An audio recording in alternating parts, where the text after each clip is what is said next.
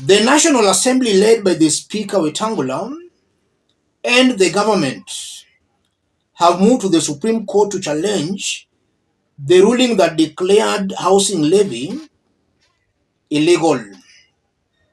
And that's very interesting to see these two arms of government, the executive and the legislature, ganging up against one arm, that's the judiciary. I want us to dig deep into that for Kenyans to see in clear terms the high-octane politics being played here. Before we do that, let's listen to the news as captured by Citizen. Na katika shoroba za mahakama ni kwamba bunge la kitaifa limewasilisha ombi kwa mahakama ya upeo kupinga uamuzi wa mahakama ya rufaa kudinda kuipa serikali ruhusa ya kuendelea kutoza ada ya nyumba, wakisema kuwa hatua hiyo haikuwafurahisha. Majaji watatu wa mahakama ya rufaa walisema kuwa hatua ya kutoza ada ilikuwa kinyume na sheria na yenye ubaguzi. Chemtai Goin anaarifu zaidi. Kwenye ilani hiyo, spika wa bunge la kitaifa pamoja na serikali walilalama kuwa uamuzi huo uliotolewa na majaji Lydia Chode, John Mativo na Mwaniki Gashoka haukuwaridhisha na kuwa wataelekea katika mahakama ya upeo kudai haki. Januari tarehe 26, majaji hao wa mahakama ya rufaa walishikilia msimamo wa mahakama kuu kuwa ada ya nyumba iliyotozwa kwa waajiri na waajiriwa ilikuwa kinyume na sheria na kudinda kuipa serikali ruhusa kuendelea kukusanya pesa hizo. Majaji hao wakisema uamuzi wao ulitokana na kuwa swala hilo liligusia haki za kibinadamu na kuwa ni idadi fulani tu ya Wakenya waliokuwa wamebaguliwa na kutakiwa kutoa fedha zitakazotumika kuwajengea Wakenya wengine nyumba. Swala hili lilisalia donda sugu hata pale kamati za fedha na nyumba zilipokuwa zikikusanya maoni ya Wakenya kuhusu mswada tata wa nyumba za bei nafuu, huku Wakenya wengi na hata waajiri wakipinga pendekezo la kukusanywa kwa ada hiyo. Kamati hizo zimeelekea kuchambua maoni yaliyotolewa na Wakenya kabla ya kuandika ripoti yao itakayowasilishwa bungeni kwa mjadala. Na huku waliopewa kandarasi ya ujenzi wa nyumba wakiwa na hofu kuwa huenda wakakosa kulipwa, waziri wa ujenzi Alice Wahome amewataka kutokuwa na wasiwasi, kwani tayari bunge limetenga fedha ya kutosha kugharamia shughuli hiyo. Let me start by saying this. The Courts of Appeals ruling that declared the housing levy unconstitutional resonates very well with Kenyans. And if you were to do a scientific survey on that, you'll find a majority of Kenyans are in agreement with the Court of Appeal. So, who is Wetangula and the National Assembly and the executive? Who are they appealing on behalf of? Because it's very clear, Kenyan supports the Court of Appeals ruling. Who is Wetangula Parliament appealing on behalf? Who is Ruto's government appealing on behalf? It's very clear, Wetangula and Kenya Kwanza government are in an unholy alliance to oppress Kenyans. Not that they don't know. They know Kenyans are against that housing levy, but they are still pushing it to its bitter ends. A confirmation that Parliament led by Wetangula and Ruto's government are not acting in the best interests of Kenyans, but they are just there acting on their best interests. So Ruto and Parliament, they are out of touch with the ground. That comes out very, very clearly. And if you look at Wetangula, I'm very sure that the executive is the one pulling the strings behind. In fact, it's Kenya Kwanza's government that is pushing Parliament to appeal that ruling. So again, that exposes Wetangula and the National Assembly as an extension of the executive.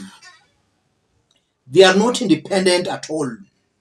So we have one individual called William Ruto calling shots, directing Parliament on how to behave, on what action it should take. So technically it means Ruto is the executive and also the legislature.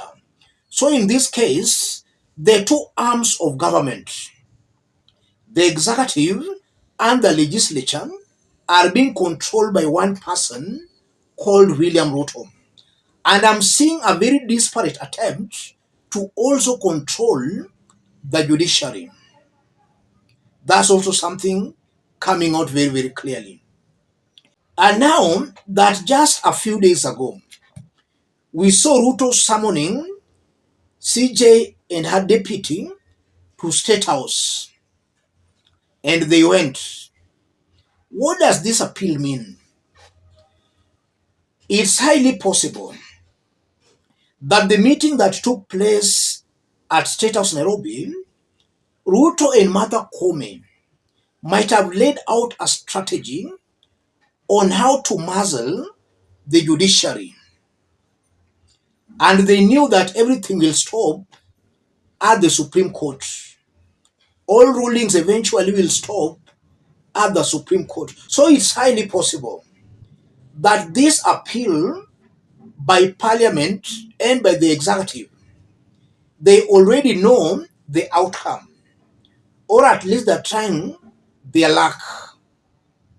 But Ruto puts the Supreme Court bench in a very precarious situation, where through William Ruto's actions, he's going to destroy the careers of these Supreme Court judges. In the event the bench rescinds the decision made at the Court of Appeal, I think that's going to anger Kenyans, and Kenyans are going to see clearly that the Supreme Court is clearly compromised. Already the High Court declared that housing levy unconstitutional. The government appealed, and the appeals court also declared it unconstitutional. So I'm not just seeing a situation where now the Court of Appeal will turn to actually rescind the decisions of the High Court and the Court of Appeal. If the Supreme Court does that, then it will be very clear it's acting as another extension of the executive. So William Ruto will have just succeeded in compromising the Supreme Court justices. That's what I'm seeing here. So all these are just tricks to intimidate and to blackmail the Supreme Court. And that's why we have been seeing lately Senior Counsellor Menasir Abdullahi seriously attacking the Supreme Court. He's trying to discredit the judges for William Ruto and the government to use such allegations to intimidate the judges. The government will just tell the judges that, we have your cases. It's either our way or you lose your jobs. Let me stop it there, ladies and gentlemen.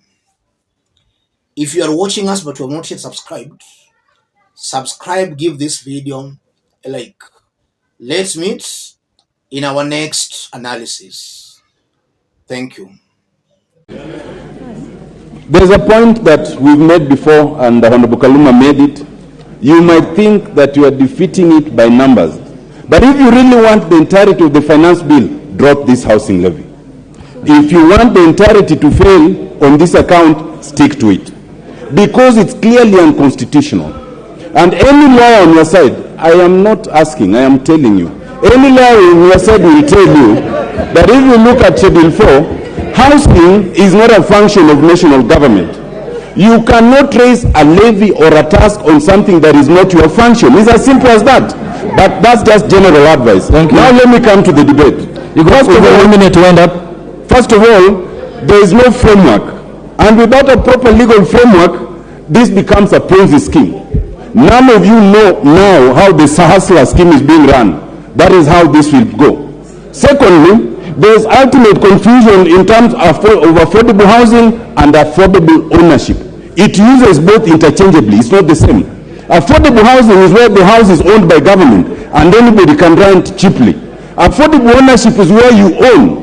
Our very scheme of society, Osoro, does not allow you to go and own some 8th floor in Kisii town instead of your home, in your village. Lastly, Mr. Chairman, this amounts to slavery and servitude under Article 30. Slavery and servitude is where you are being told you must pay this tax, but there is no obvious way in which you will benefit.